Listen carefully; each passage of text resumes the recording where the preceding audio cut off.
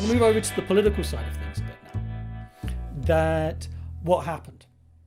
Well, in the main union federation at the time was the American Federation of Labour, which also had its affiliates in Canada, and they were based they were a craft union, and very, very anti-communist, anti-socialist, and they took a despicable role and signed many no-strike agreements during the Great Depression. And you've seen similar things from many trade unions and many so-called left leaders and social democratic leaders in the COVID crisis. That, been no strike pledges and failure to act. So there was a complete betrayal of reformism on the one side, inability to fight and lead the working class. But on the other side, you had the Communist International, the Communist Party. And in 1929, the Communist International had adopted the third period, the ultra-left third period idea that equated every single non-communist political tendency with fascism.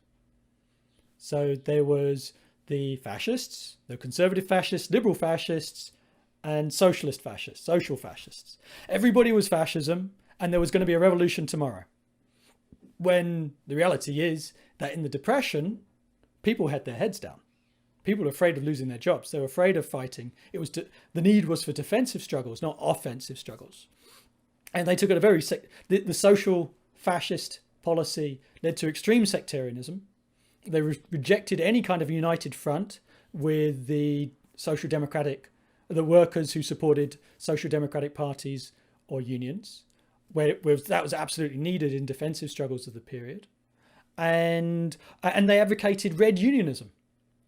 That this idea that you split away the radical minority and form pure red unions. This is explicitly what Lenin said not to do in his classic work, Left-Wing Communism and Infantile Disorder. That what you do is you stay and fight within the existing workers' organizations to help give leadership and organization to the mass of the workers to overcome the right-wing bureaucratic leadership. If you split away the radicals, you're just leaving the mass of the workers to be bureaucratically ruled by the right-wing apparatus. And so you need to stay and fight to win a majority and mobilize the mass and win over the mass to a socialist policy rather than split away to revolutionary purism. In Canada, the Communist Party of Canada started off this desperately ultra-left policy of seizing the streets, of street battles, and they were just beaten up by the cops. And when any form of non-communist union or party tried to give them solidarity, they said, no, you're just as bad as the cops. So total failure of any sort of united front.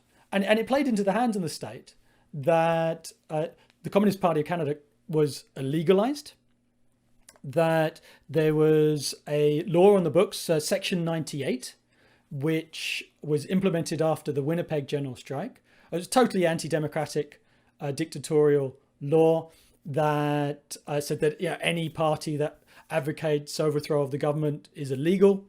Well, what's the point of a political party? All political parties advocate overthrow of the government. Liberals or conservatives, what's the point of running in elections if you want to overthrow this government and replace it with yourself? But this was used for a legalization of the Communist Party, and the leaders of the Communist Party were arrested. Tim Buck were the Canada's Stalin, who'd previously done a coup against the previous leaders of the Communist Party of Canada, Maurice Spector and Jack MacDonald, the founders who turned to Trotskyism. They were expelled by Tim Buck, and before this ultra-left binge. But the leaders of the Communist Party were arrested, isolated. In fact, there was an assassination attempt against Tim Buck in Kingston Jail, and he only narrowly survived. They shot up his jail cell.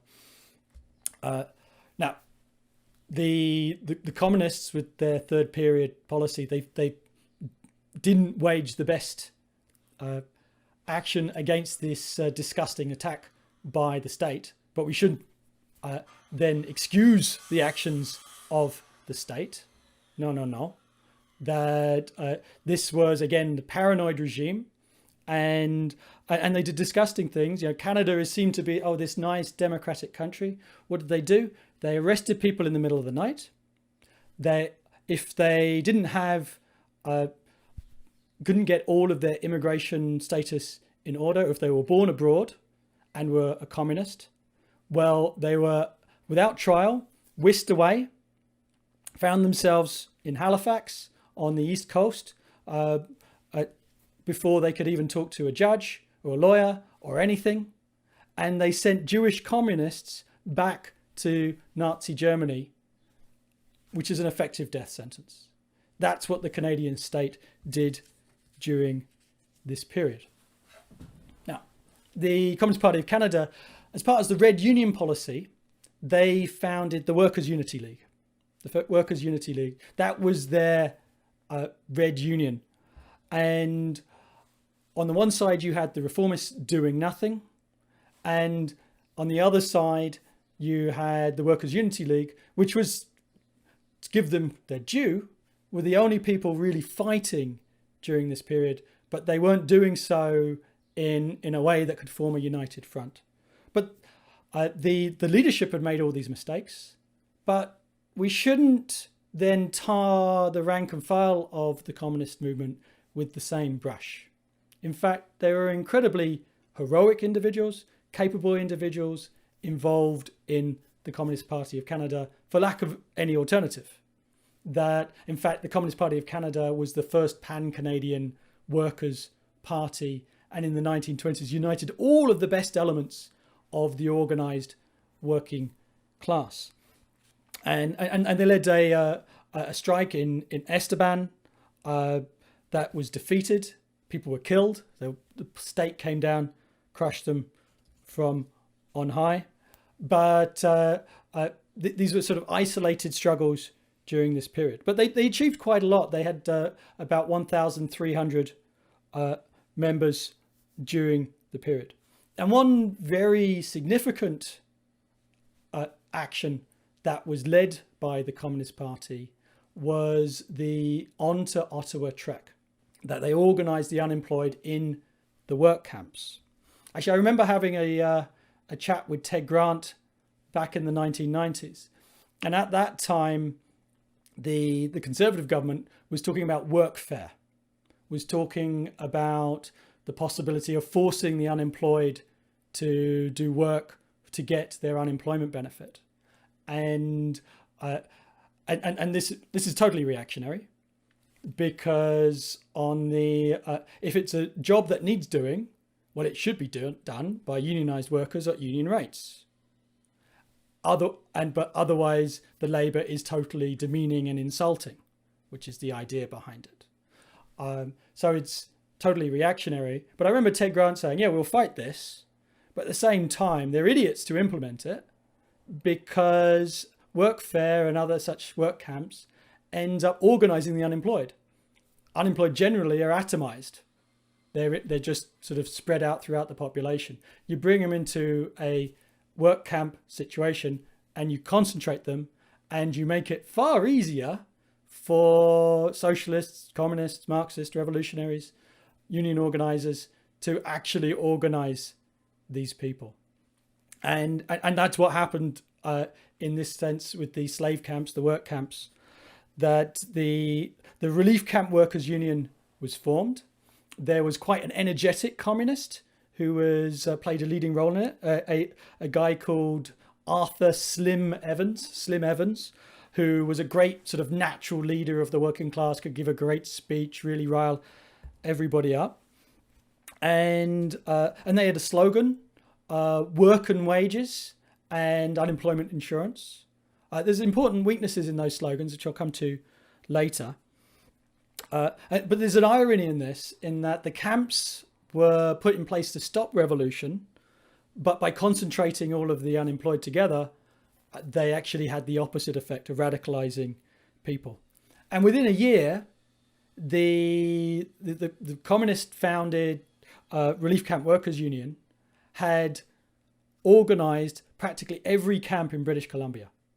And it's incredible that they were able to do this, given the military, that these camps were literally run by the military.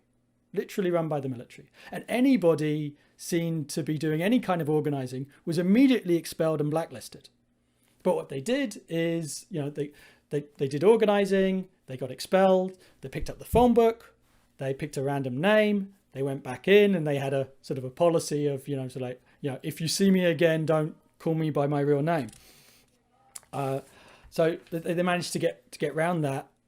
They also produced a paper, the Relief Camp Worker, that was smuggled into the camp. Anyone found with this paper was expelled, but they still managed to do it. And they organized everyone. There was hundreds of disturbances, riots, strikes, and they organized by the workers' union, and eventually this came to a head through a mass walkout in April of 1935. Slim Evans led his camp and a bunch of others, 1,500 men, and an incredible sort of military operation to that. If you think about it, these people have got no resources, they've got no money, so they've got to appeal to the working class population for food, for lodging.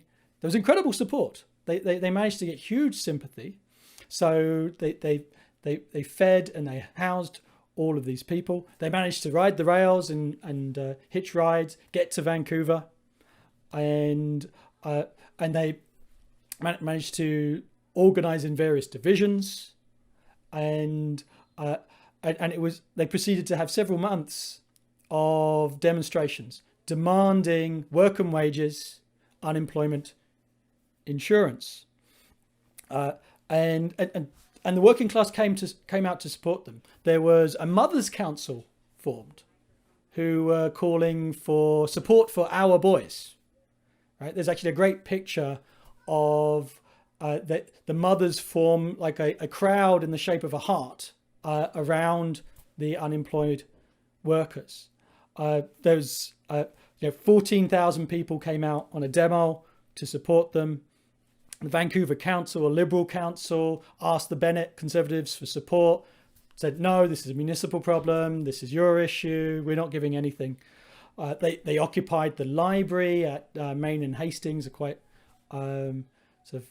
architecturally significant building in Vancouver that still stands, and the police tried to victimize them, called them sort of Soviet agitators. Actually, this is the whole idea of the police mentality, blaming every working class movement on outside agitators, when in fact this came from the logic of the crisis in the working class. Police were presenting this as a general strike to declare Soviet power, and the movement wasn't quite there yet, but it shows the paranoid mentality. So after 6 weeks of struggle in Vancouver, the movement was starting to reach an impasse. And that's where they had the idea, Slim Evans proposed, that they start a march on Ottawa, that they start riding the rails and going to Ottawa in the east of the country, thousands of miles away, for those of you who don't know Canadian geography, and demand what they've been calling for. Interestingly, this was actually opposed by the Stalinist leadership of the Communist Party of Canada, headed by Tim Buck. They didn't want this to happen. Slim Evans was a bit of a hothead from their perspective, and he got it in the neck later for that. So they jumped on the trains, proceeded eastward. The Vancouver authorities were quite happy to get rid of them, and they ended up in Calgary, in Alberta, and there was sympathy walkouts in the Alberta work camps. They were bolstered by an extra 1,000 workers. But at this point, Slim Evans was ordered by the Communist Party back to Vancouver, where I'm sure he got some very, very sharp words before he was allowed to come back to support the struggle. They moved from Calgary to Regina, and this is when the Bennett government decided it was not going to allow them to go any further. It was going to end this one way or another. So first of all, they started playing for time, and they called the leaders to negotiate.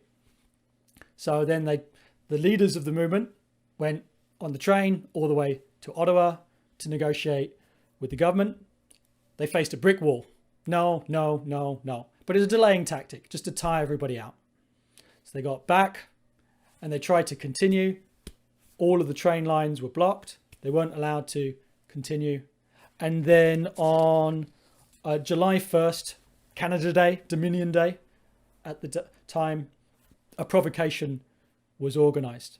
There was a mass rally there, thousands of people in the exhibition grounds in Regina, Saskatchewan. And actually, although most of the workers weren't there, it was mostly sympathetic supporters from the city. Most of the workers were actually going to watch a baseball game. But the leaders of the movement were speaking to a mass rally. And while they were doing that, the police encircled the rally with lead-tipped truncheons and sawed-off baseball bats. And they used Section 98 as an excuse to come in and attack everybody. They arrested the leaders at the top platform, and they just started beating into the crowd. It was a huge bloodbath. There was street fights going on until the early morning. Hundreds were injured. 5 were shot. 39 cops were hospitalized. 2 people died. And the Regina, the On-to-Ottawa Trek was stopped in Regina and showed the brutality of the state at that point. So the movement was defeated. It was defeated at that point. Although it gained a partial victory in that Bennett was defeated in the following general election, and the camps were closed down the following year. But there's an important reason why the On-to-Ottawa Trek failed. First of all, we shouldn't deny this was an incredibly significant and heroic movement of the working class, that even though the Workers' Unity League was organised as a red union, it was able to initiate this struggle where nobody else was fighting. But an important thing that was missing was that because of their third period policy, they didn't have a perspective of uniting the unemployed workers with the broader working class, and especially the organised working class. And that isolated them. They had a lot of sympathy, but they didn't have any organised unity. And on the one side, you had the sort of sectarianism of third period, but on the other side, you actually had the reformism of their slogans, work and wages and unemployment insurance. These are not slogans that can unite the unemployed with the employed. If you read Trotsky's transitional program, you will see that what Trotsky advocates is a sliding scale of wages and a sliding scale of hours. To deal with unemployment, you reduce the hours to accommodate the unemployed and therefore increase the relative hourly wage so everybody keeps the same wage.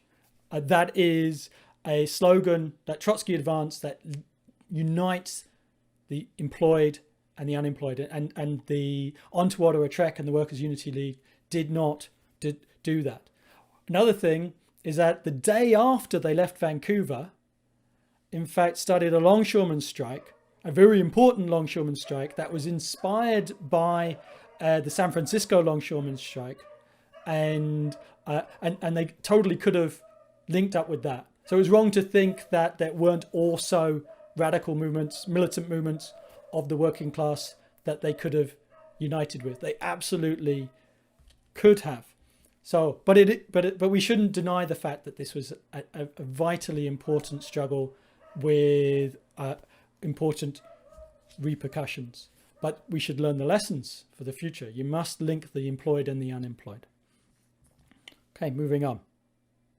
One phenomenon of crisis, all crises, is the destruction of old parties and the creation of new formations. We've seen this in the present crisis. You've seen new formations come up, like Podemos in Spain, rise and fall of Syriza, Mélenchon in France, Corbyn in Britain, Bernie Sanders kind of, that new formations throw up and old formations collapse. And you got similar thing in the 1930s. One classic example is the Cooperative Commonwealth Federation, the forerunner of Canada's New Democratic Party, the NDP, Canada's Labour Party. That this was founded in 1933 in Regina.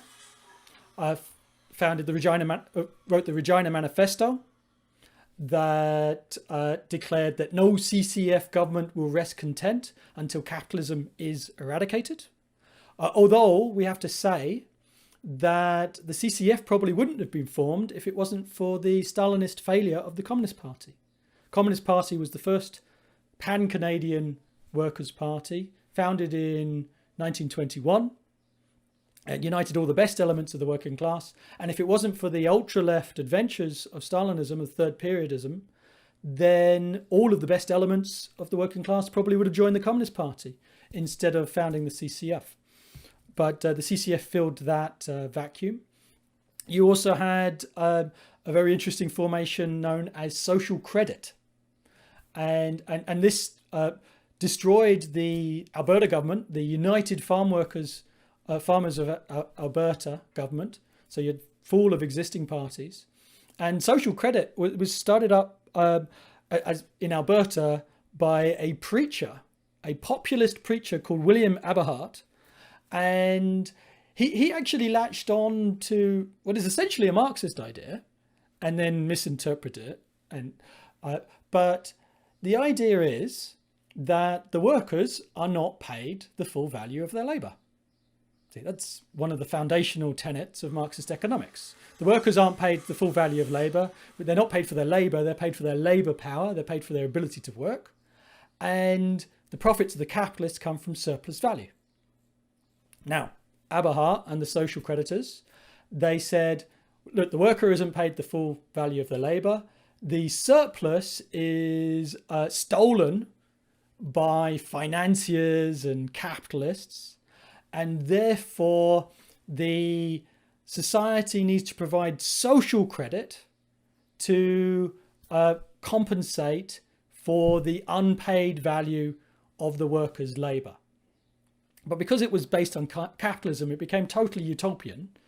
And they basically resolved this down into giving out vouchers, or the idea was to give out vouchers worth $25 a month to the working class. But then eventually this created a huge populist mass movement. It's like, yeah, give me my $25. Give me my $25. So that they had thousands and thousands of people on board. I think the only modern day similar phenomenon would be like the 5-star movement in Italy. So like a populist mass movement that's neither really left or right wing. And they were swept into power and then found out that they couldn't just get the $25 to give people, that they tried to do it by printing money, and that's hugely inflationary. And eventually the whole idea of social credit collapsed and they just became a classical bourgeois party. Were actually one of the main capitalist parties in the west of Canada all the way up until the late 1980s. But this was thrown up in that period. You had other sort of populist leaders. There was Mitch Hepburn in Ontario.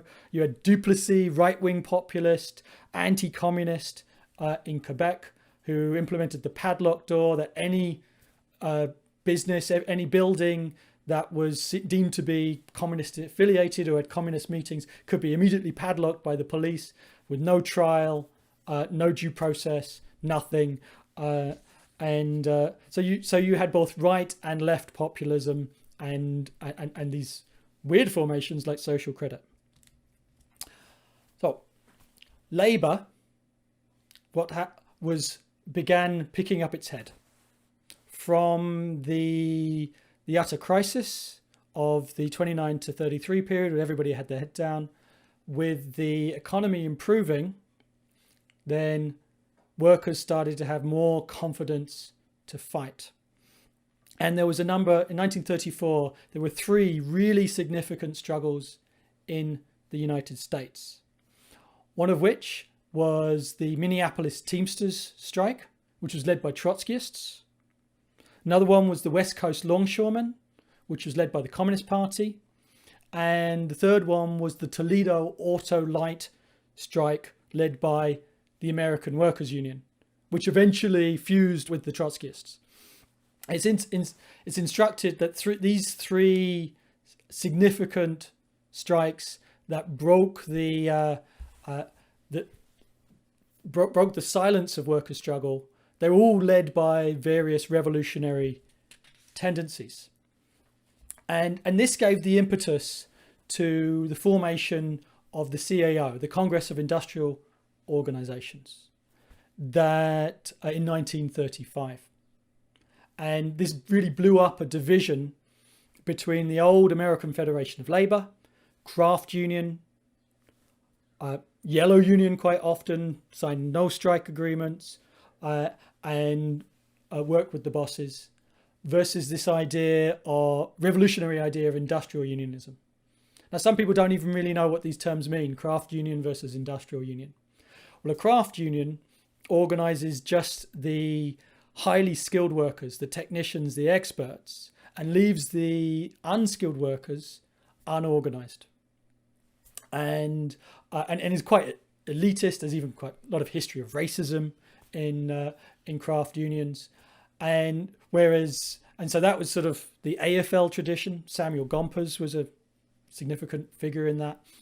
And historically, the industrial union was put forward by the industrial workers of the world, the Wobblies, that said that a union should encompass everybody who works for the boss, right? Everybody in the company, whether they're a highly skilled technician or the person who sweeps the floors, that they're all part of the same union because they're all exploited together, and you build that unity.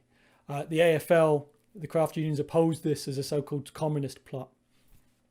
But with the impetus of the Minneapolis and Toledo and Teamster and longshoreman strikes of 34, a sector of the old leadership of the AFL split away to the left on the basis of industrial unionization, formation of the International Brotherhood of Teamsters, of steelworkers, and the United Auto Workers, most significantly, played a role in the formation of the CIO. And this was led by old bureaucrats. This was led by old AFL bureaucrats. And people came to them and said, well, don't you realize that a lot of your organizers are communists? And one of these bureaucrats said, who gets the bird, the hunter or the dog?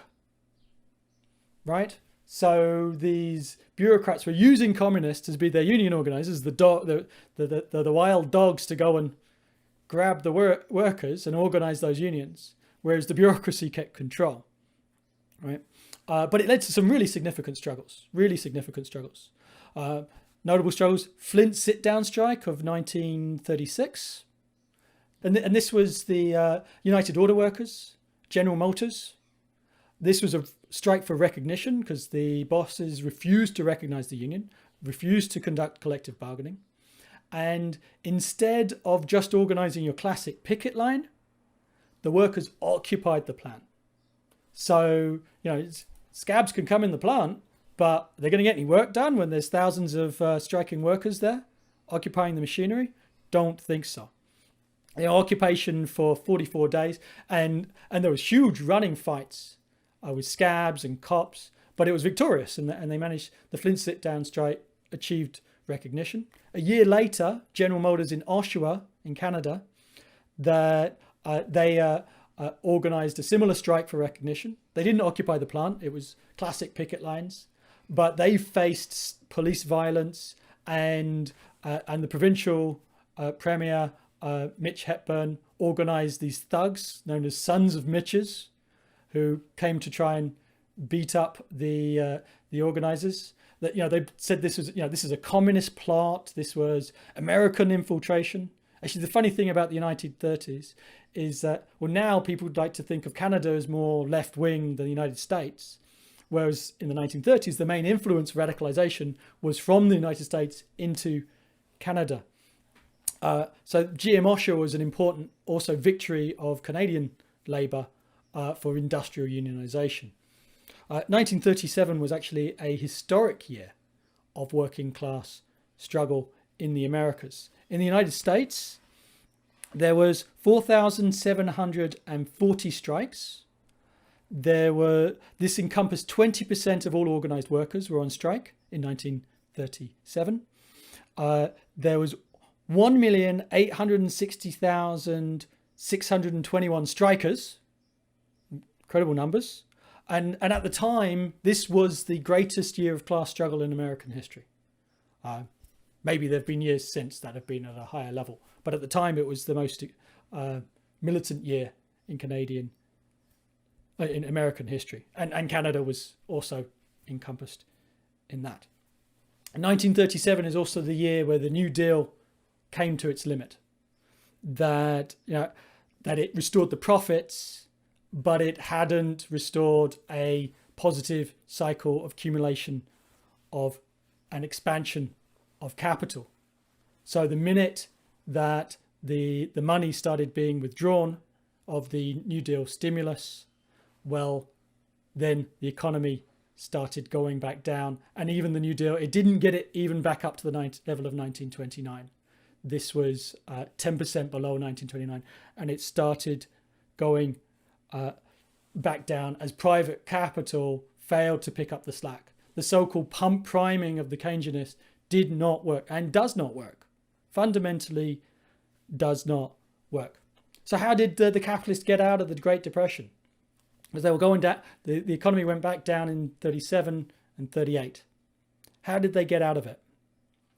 Well, it was war production. Second World War. That the only way that the capitalists were able to resolve the crisis of overproduction, the crisis of protectionism, the crisis of the contradiction between private ownership of the means of production being hemmed in by the nation state. The only way they were able to overcome that crisis was a fratricidal world war where over 55 million people were killed. That's how they solved it. That's how they solved it. And there was a literal destruction of the productive forces, not just shutting down factories, but blowing up factories on the whole of Europe. And the 50s and 60s boom were on the basis of post-war reconstruction that played an important role in developing the economy all the way up until 1958. And with the dominance of US imperialism, that led to the battering down of trade barriers and the expansion of world trade. Ted Grant explains this very well in his classic work, Will There Be a Slump? And explains how Keynesianism, how deficit financing does not fundamentally solve the problem. All it does is put it off a few years, and then you've got the same crisis, but now with debt repayments. And that's what happened in the 1970s, that you had massive debt repayments and inflation because of the Keynesianist policies of the previous period. That brings us back to now. That brings me back to a conclusion. Lessons of the Great Depression.